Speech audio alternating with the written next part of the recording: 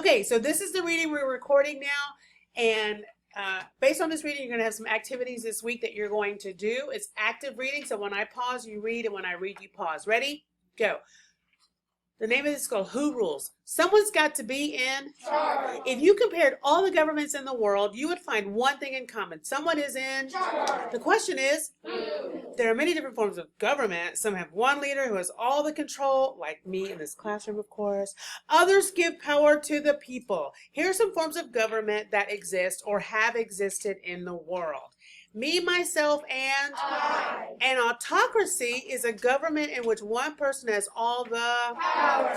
There are two main types of autocracy, a monarchy and a dictatorship, of which, of course, Ms. Darby is a dictator. Exactly. In a monarchy, a king or queen rules the country. The king or queen is known as the monarch. Monarchs usually come to power through their family line. All right. The current king or queen's oldest child becomes the next king or queen. All right, let me scroll down a little bit for y'all. Hold on. Time. I can't go down anymore. Can I go down? There. Is it still on the line? King or queen. All right. In some monarchies, especially those in historical, the monarch held all the power and had all the final over the government. In modern times, monarchs usually share with other parts of government. Often, they are also subject to the country's constitution. Okay, my favorite one is next.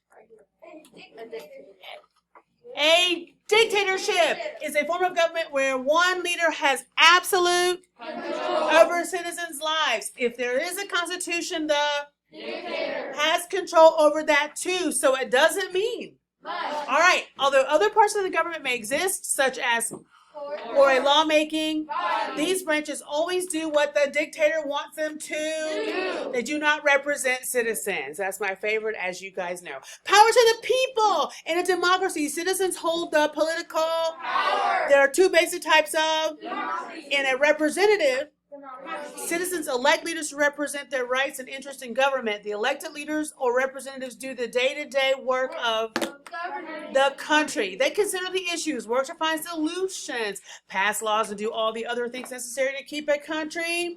Citizens hold the ultimate power, though, because if they didn't like what their representatives are doing, they can vote in new ones. That's right.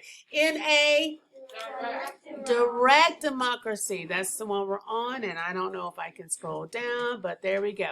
In a direct democracy, there are no citizens are directly involved in the day-to-day work of governing. The citizens might be required to participate in lawmaking or act as judges, for example. Okay, the best example of this, was in the ancient state called most modern countries are too large for a direct democracy to. All right. So then who rules? Okay, I'm going to pause here and I'll read the rest of it by myself. Okay, I'm going to finish by doing page 2. Class changed, so it's just my voice. Not as interesting, but I'm still going to get it done. All right. Who rules? Part 2. We ourselves and us. In an oligarchy, a small group of people has all the power. Oligarchy is a Greek word that means ruled by a few. Sometimes this means that only a certain group has political rights, such as members of one political party, one social class, or one race. For example, in some societies, only noble families who own land can participate in politics.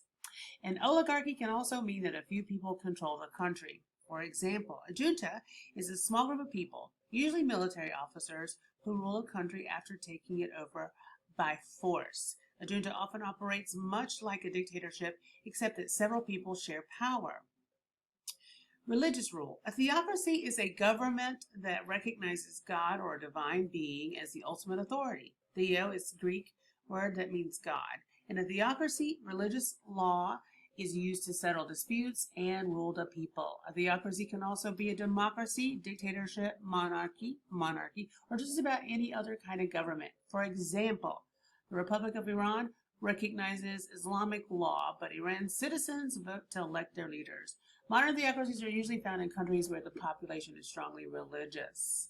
In an anarchy ruled by none, nobody's in control or everyone is, depending on how you look at it. Sometimes the word anarchy is used to refer to an out-of-control mob. When it comes to government, anarchy would be one way to describe the human state of existence before any governments developed. Maybe. It would be similar to the way animals live in the wild, with everyone looking out for themselves. Today, people who call themselves anarchists usually believe that people should be allowed to freely associate together without being subject to any nation or government. There are no countries that have anarchy as their form of government, although anarchy is a favorite amongst my sixth graders.